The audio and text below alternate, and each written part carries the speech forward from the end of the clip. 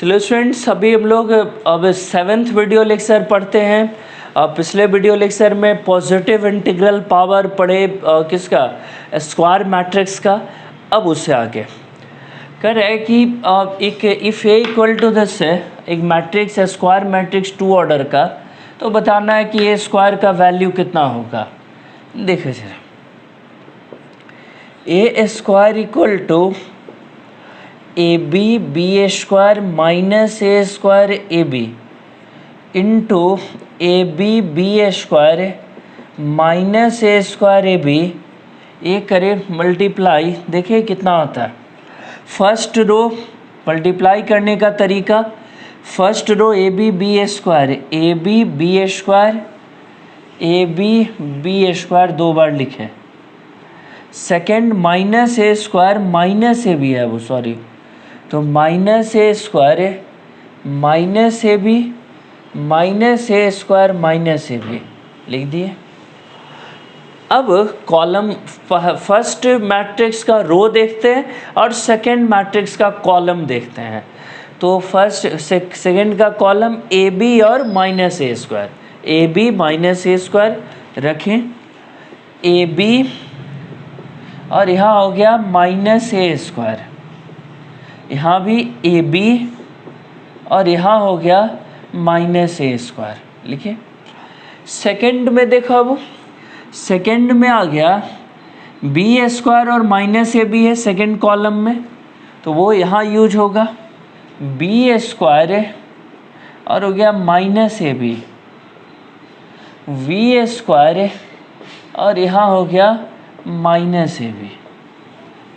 कितना आया देखिए जरा, ए स्क्वायर बी स्क्वायर इसका minus A square B square, A B Q और माइनस ए बी क्यू, यहाँ minus A Q B plus A Q B और यहाँ minus A square B square और ये माइनस माइनस प्लस हो गया ए square B square. तो बड़ा इंटरेस्टिंग रिजल्ट आ गया, कट गया। और इसीलिए इतना आसान क्वेश्चन बताया था क्योंकि इसमें सीखने के लिए बना एक property, a non zero matrix है बट ए स्क्वायर के तो वो जीरो मैट्रिक्स आया। तो ए इम्पॉर्टेंट एक प्रॉपर्टी भी है कि ये संभव है कि मैट्रिक्स खुद नॉन जीरो हो लेकिन उसका स्क्वायर कर दे तो वो जीरो मैट्रिक्स आ जाए। देखते हैं नेक्स्ट क्वेश्चन। अब क्वेश्चन है write as a single matrix है, एक मैट्रिक्स है जो सिंगल मैट्रिक्स की तरह लिखना है। कह रहा है कि ये मैट्रिक्स कितने ऑर्डर का है, 1 into 3 और ये मैट्रिक्स है 3 into 3, तो बिल्कुल ये दोनों सेम है, तो मल्टीप्लिकेशन के लिए एलिजिबल है, मल्टीप्लिकेशन कर सकते हैं। कितना हो जाएगा देखिए ज़रा, फर्स्ट रो फर्स्ट कॉलम 1 -2 3 1 -2 3 और 1 -2 3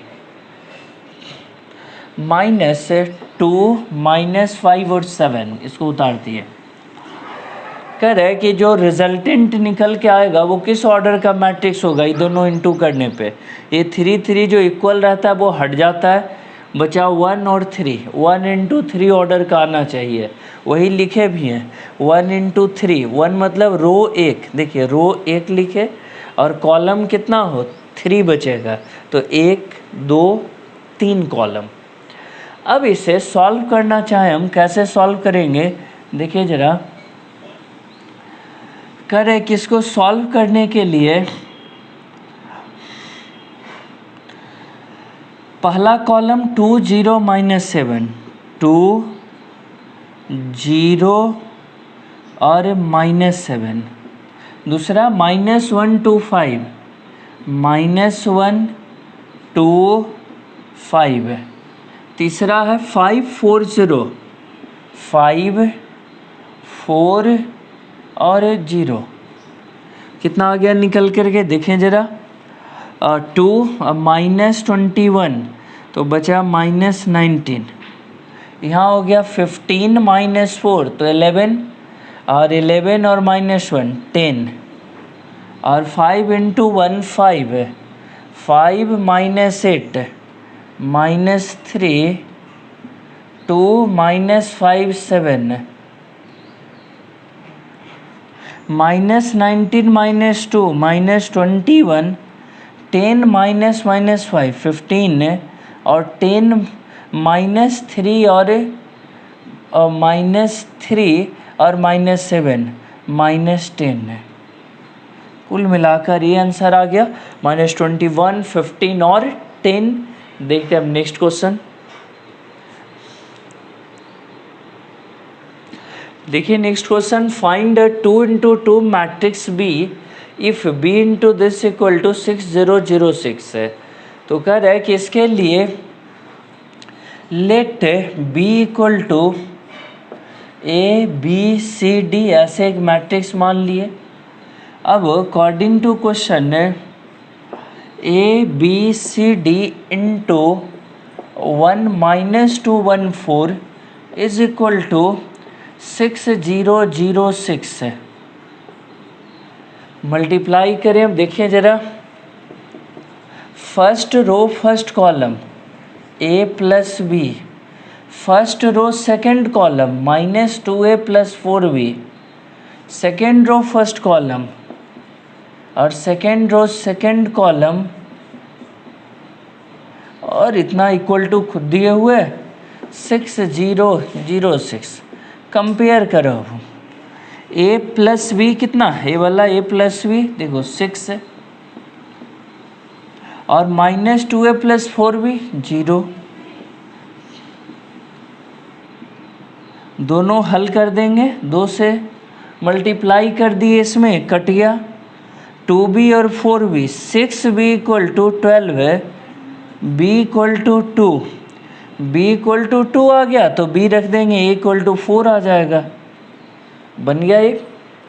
अब इधर देखो सी डी वाला को, सी डी वाले में कितना कितना है देखें ज़रा। c + d कितने के इक्वल है, 0। c + d = 0 -2c + 4d और इक्वल टू है 6 है।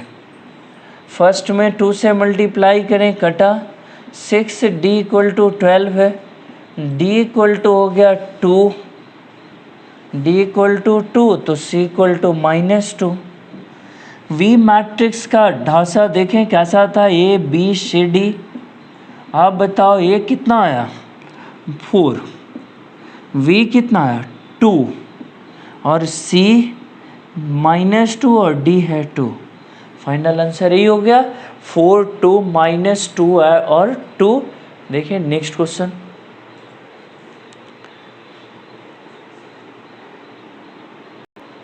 और जब इसका कैलकुलेशन मैंने रिपीट किया वो भी, तो एक चीज़ यहाँ दिखा कि यहाँ 6 0 × 2 और 6 ये 6 ही रह जाएगा ना, और ये 6 है तो d 1 हो जाएगा और c -1। तो यहाँ आंसर में भी d 1 और c हो जाएगा -1। तो वो थोड़ा मिस्टेक हो गया था, इसमें 0 में 2 से मल्टीप्लाई किए थे। चलिए ठीक है, इतना तो समझ सकते हैं, इसमें कोई ज़्यादा बड़ा इशू नहीं है। नेक्स्ट क्वेश्चन बताते हैं, अब लिखता हूँ। कह रहा हूँ कि solve for x and y if इतना इंटू दिस इक्वल टू 311। तो बहुत आसान है, पहले सॉल्व कर दो फिर कंपेयर कर लेते हैं हम लोग। First row first column 3x है -4y। पहले ये देखते हैं मल्टीप्लिकेशन होगा कि नहीं। तो ये है 2 × 2 और ये है 2 × 1 होगा, ये दोनों इक्वल होना चाहिए।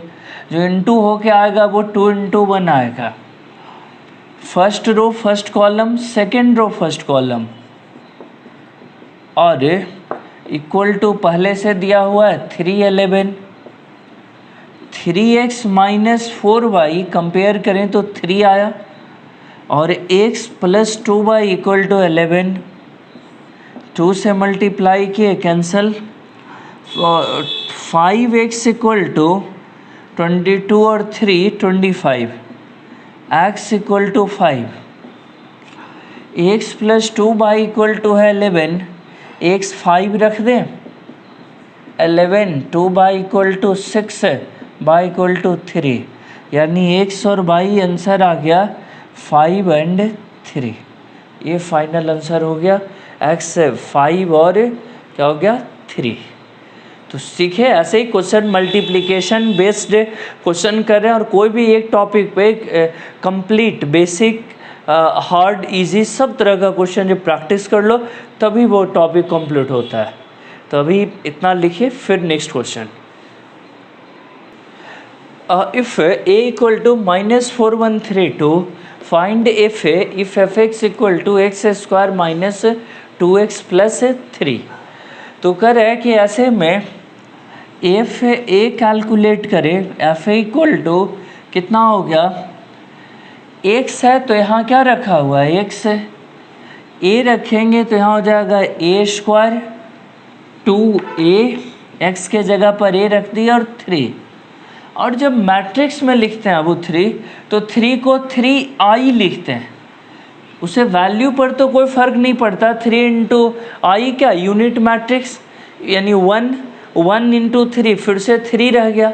लेकिन अगर ऐसे अकेला 3 है तो ये नॉर्मल अंक है, लेकिन 3i लिख दिए तो ये मैट्रिक्स बन गया। तब ना एक मैट्रिक्स में हम इसे जोड़ेंगे, एक में घटाएंगे, तो ये प्रोसेस होने के लिए 3 नहीं रह सकता, सिर्फ 3i लिखना होगा, मैट्रिक्स के फॉर्म में लिखना होगा।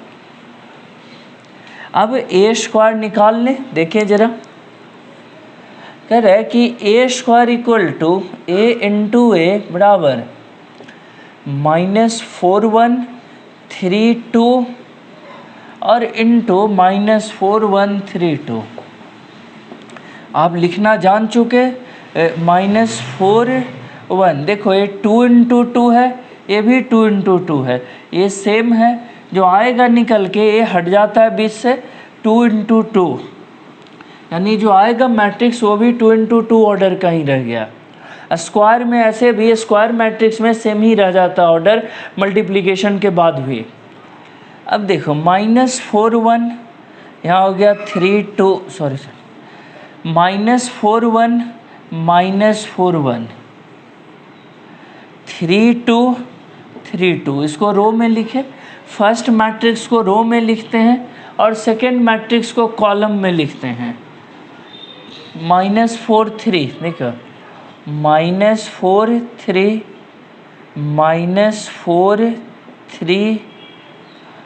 सेकेंड में 1 और 2, सेकेंड कॉलम है 1 2, तो 1 2 1 2 कितना आ गया निकल करके, देखिए ज़रा।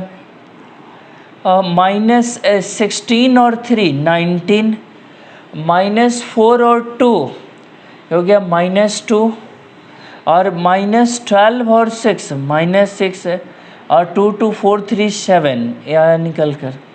अब यहाँ रख दीजिए, ए स्क्वायर के जगह पर आ गया 19 -2 -6 7 है। उम्मीद करता हूँ कि कैलकुलेशन हमने सही किया है, अगर वो गलती रहा तो आंसर डिफ़र कर जाएगा।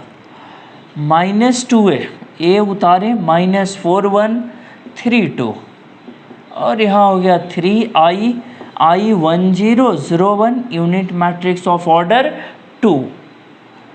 यहाँ कितना आया 19 -2 -6 7 और -8 देखो 2 से इंटू के -8 2 6 4। याद है मैट्रिक्स में जब इंटू करते हैं तो टोटल में मल्टीप्लाई हो जाता है हर एक एलिमेंट में। कितना है यहाँ 2, तो 2 से हर एक में मल्टीप्लाई हो गया। 3 इंटू 1001, सॉरी अभी इंटू कर दें 3, यहाँ भी 3, ये आ गया निकल करके यहाँ से 19 -8 19 + 8, ये माइनस के चलते, और +3 -2 और +0 -6 है। यहाँ देखो -6 है, माइनस के चलते, और फिर ये जोड़ेंगे 0 7 घटाएंगे 4 और जोड़ेंगे 3 30, ये आ गया -4 -12 है, और 7 -4 3 3 6 है। ये आया निकल करके फाइनल आंसर। देखते हैं आंसर से भी मैं मिला लेता हूँ क्या यही आंसर है। और हाँ बिल्कुल 30 - 4 -12 है और है 6 है, तो बिल्कुल सही आंसर है। नेक्स्ट क्वेश्चन देखते हैं। और अब देखते हैं यहाँ एक बहुत इंपॉर्टेंट क्वेश्चन है ये। अगर आप मैट्रिक्स चैप्टर पढ़ रहे हैं, मल्टीप्लिकेशन ऑफ मैट्रिसेस पढ़ रहे हैं, तो आप कोई भी बुक उठाइए वो उसमें क्वेश्चन रहना ही रहना है। तो जो भी NCERT बेस्ड क्वेश्चन होते हैं वो हर जगह मौजूद रहता है। तो यहाँ देखें इस क्वेश्चन को, कह रहा है कि आई क्या है यहाँ पर। अब आई इक्वल टू है यूनिट मैट्रिक्स 1 0 0 1 ए लिए LHS कैलकुलेट कर लेते हैं। LHS है। और एक चीज़ और यहाँ चालाकी कर लें, tan α/2 को t सपोज कर लेते हैं, t, या कोई और चीज़ भी ले सकते हैं, t लिखने में दिक्कत हो तो कौन सा चीज़ मान लें, t, चलो t ही रखते हैं। tan अल्फ़ा अब कितना आ गया यहाँ पर, a इक्वल टू कितना हो गया 0 - t और x ले लेते हैं तो सुविधा होगी। x का कोई चर्चा इसमें है भी नहीं, x ले लिए, या m ले लेते हैं m, तो यहाँ हो जाएगा -m और यहाँ हो गया m और 0, ये हो गया a का। अब देखो काम आसान हो जाएगा, LHS लेकर चलते हैं। LHS कितना हो गया i + a इक्वल टू, देखिए i का 1 0 0 1 और इधर 0 - m m0 आ गया निकल करके 1 - m और 0 + m m 1 + 0 1, कुल मिलाकर ये रिज़ल्ट आ गया LHS का। RHS देखते हैं कितना आएगा।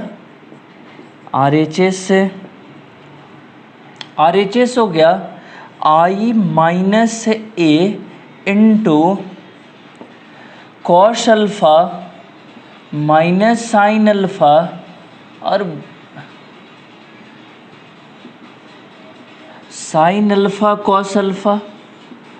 देखो i माइनस है, i का हो गया 1 0 0 1 और minus a 0 - m m0 whole एक ब्रैकेट में रखे माइनस, इसको तोड़े। अब cos अल्फ़ा का कितना हो जाएगा 1 + tan स्क्वायर अल्फ़ा/2 बटा 1 - tan स्क्वायर अल्फ़ा/2 बटा 1 + tan square alpha minus sine alpha -2 tan alpha 1 + tan square alpha, फिर साइन अल्फ़ा है नीचे 2 tan अल्फ़ा/2 और 1 + tan स्क्वायर अल्फ़ा/2 और यहाँ है cos अल्फ़ा 1 - tan स्क्वायर अल्फ़ा/2 बटा 1 + tan स्क्वायर अल्फ़ा/2, ये रख लिए हम लोग। अब 1 - 0 1 रह गया, 0 - m + m और 0 - m -m और यहाँ 1 - 0 तो 1, ये आ गया i - a का वैल्यू। इनटू कितना से करना है इसको, ए माइनस में नहीं था तो इनटू में है। देखो ज़रा 1 - m², tan अल्फ़ा को m मान लिए थे, 1 + m² -2m बटा 1 + m², 2m/1 + m² और इधर हो गया 1 - m² बटा 1 + m² equal to 1m - m1, 1m - m1 उतार दिए, इसमें से कॉमन हो जाएगा। देखो ज़रा सब में बटा में 1 + m² सब में दिख रहा है, तो सबसे बाहर क्या कर लेंगे 1 बटा 1 + m² को बाहर कर लिए, 1 - m² -2m 2m और 1 + m², ये चला आया ऐसे। अब मल्टीप्लाई करने का उपाय करें, देखें 1/1 प्लस एम स्क्वायर बाहर है, देखना वो। चलो शुरू करते हैं। सबसे इम्पोर्टेंट पार्ट मल्टीप्लाई करना। 1m फिर 1m नीचे में -m1 फिर -m1। अब मल्टीप्लाई किससे होगा? तो देखो पहला कॉलम है 1 माइनस एम स्क्वायर और 2m, 1 माइनस एम स्क्वायर और इंटू 2m। इसमें भी 1 माइनस एम स्क्वायर और इंटू 2m। ये आ गया फर्स्ट निकल कर। फिर कितना से देखो second column -2m 1 plus M square है, तो हो गया -2m 1 plus M square -2m और 1 प्लस एम स्क्वायर। फिर हो जाएगा -2m और 1 प्लस एम स्क्वायर है। तो ये मल्टीप्लिकेशन कर लिए हम लोग। अब देखो अब जरा यहाँ पर स्टेप्स जो है अब कुछ 1/1 प्लस एम स्क्वायर, देखना 2m square 1 minus M square और 2m स्क्वायर कट के बचा 1 प्लस एम स्क्वायर। फिर इसमें देखिए -m प्लस एम स्क्वायर और 2m, कुल मिलाकर m कॉमन कर दें तो 1 प्लस एम स्क्वायर। फिर इसमें -m और plus m cube, m common कर लें -m कॉमन कर लें तो 1 प्लस एम स्क्वायर। और फिर इसमें अब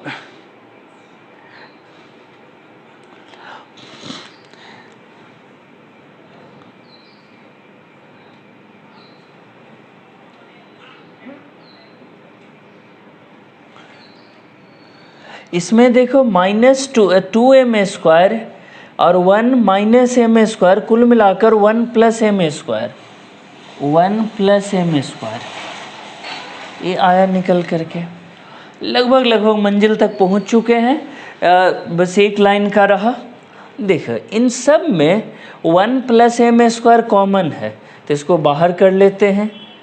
1 प्लस एम स्क्वायर बाहर, नीचे में पहले से था 1 प्लस एम स्क्वायर, बचा 1 माइनस एम और यहाँ बचा m और यहाँ 1, एक कट गया। और देखिए जितना LHS लाए थे ये वाला, देखो यहाँ पे कौन से, उतना ही RHS भी आ गया। ये साबित हो गया LHS इक्वल टू RHS से, LHS इक्वल टू RHS। तो यही बस सिखाना था इस क्वेश्चन में स्पेशली। तो ये बहुत अच्छा क्वेश्चन है। एक बार पूरा बोर्ड व्यू करता हूँ। कह रहा है कि हमने कुछ नहीं किया, tan α/2 को m माना, जिससे हमारा कैलकुलेशन का स्पेस घट गया, कम जगह लगा। और cos अल्फ़ा sin अल्फ़ा को 2 थीटा वाला फॉर्मूला पर तोड़ करके उसको tan α/2 में ले आए, और इस तरह से फाइनली हमारा कैलकुलेशन बहुत छोटा हो गया अपेक्षाकृत। और अब उसको जो LHS RHS इक्वल ला कर दिखा दिए, बन गया। नेक्स्ट क्वेश्चन देखते हैं हम लोग। यदि A एक डायगोनल मैट्रिक्स हो, मतलब सिर्फ डायगोनल में एलिमेंट हो और एलिमेंट ना हो, और तो कह रहा है कि A equal to diagonal matrix ही आएगा, AN BN और CN, पावर सब पर बढ़ जाएगा। बोल रहा है कि इसको डिस्कस करने के लिए हम लोग कैसे, इसमें प्रिंसिपल ऑफ मैथमेटिकल इंडक्शन लगाते हैं। वो कह रहा है कि फॉर ए P1, याद है प्रिंसिपल ऑफ मैथमेटिकल इंडक्शन पढ़े थे, कोई भी स्टेटमेंट को पहले n बराबर 1 रख करके चेक करते हैं। For P1 that is for n equal to 1, since an equal to, देखना वो an equal to diagonal AN BN CN। और डायगोनल का मतलब आपको याद होगा, डायगोनल मैट्रिक्स मतलब ऐसे A0 0 0 B 0 और 0 0 C। तो बताएं पहले आपको डायगोनल मैट्रिक्स, पहले भी इसका न्यूमेरिकल करवाए थे लेक्चर 1 2 ये सब जो पढ़ा रहे थे तब। करें for P1 is 2 that is for n equal to 1। तो n इक्वल टू 1 अगर लिए, देखो यहाँ n का 1 रखेंगे और बराबर इधर हो गया डायगोनल ABC। ये तो सही आ गया, that is P1 is true. ये तो क्वेश्चन में है दिया हुआ कितना बराबर इतना होगा ये वाला। तो ऐसे करते हैं कि P1 इज ट्रू, ये सोचते हैं। अब इसको Pn इज ट्रू लेट ऐसे for PM is true, PM is true इसके लिए दिखा दिए show that PM plus 1 is true, PM plus 1 is true. क्या करेंगे, AM plus 1 equal to AM into हो गया A, PM को ट्रू माने हैं नहीं, AM हो गया डायगोनल AM BM और CM और इंटू डायगोनल ABC। देखो जरा यहाँ हो गया AM 0 0 0 BM 0 और 0 0 CM, और इसको मल्टीप्लाई करेंगे A0 0 0 B 0 और 0 0 C से। मल्टीप्लाई करिए फर्स्ट रो फर्स्ट कॉलम आ गया AM प्लस 1 बाकी 0 और M प्लस 1 0 और 0 0 CM प्लस 1। अब यानी हो गया PM plus 1 is true, A true हो गया। तो कह रहे इस तरह से स्टेटमेंट को इसमें थोड़ा सा मैथमेटिकल इंडक्शन लगा कर समझाते हैं। उसमें यही दो कॉन्सेप्ट होता था कि पहले P1 के लिए ट्रू रखो यानी n का मान 1 रखिए, आया a बराबर इतना जो कि क्वेश्चन में गिवन है सही है। फिर PM को सही मानिए यानी AM बराबर डायरेक्ट मानिए इतना और उसको A से मल्टीप्लाई किए तो जहाँ जहाँ M था वहाँ अपने से M प्लस 1 आ गया। इसे कहते